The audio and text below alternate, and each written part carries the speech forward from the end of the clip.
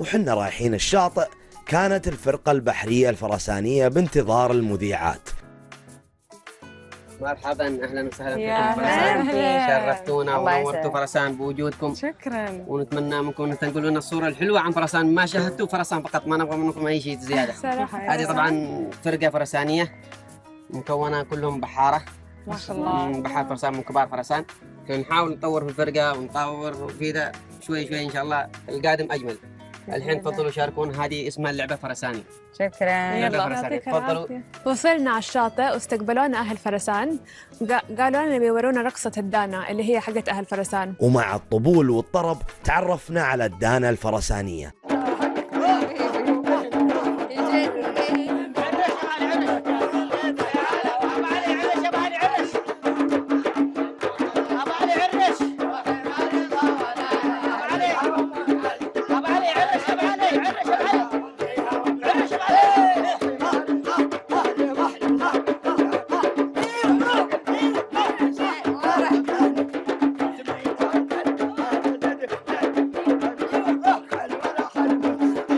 روحهم مو بس حلوة في الرقص، يعني يحمسوا البعض ويقعدوا يصفقوا البعض. طبعا احنا دخلنا معاهم في الحماس.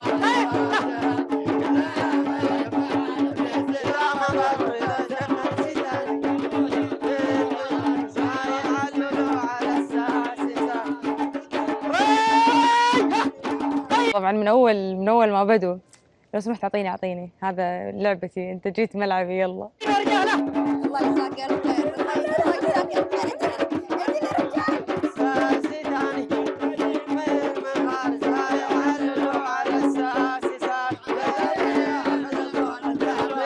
فجأة أسمع ددوم ددوم كذا، إزعاج كذا، يعني فوضى.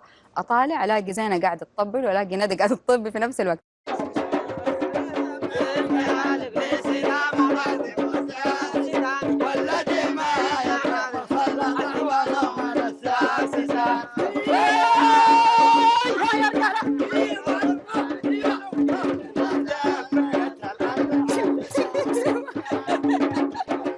ودي أقول لهم خذوني معاكم بالفرقة بس ما ينفع، بس يعني مرة كان شيء حلو بصراحة، مرة انبسطنا وغير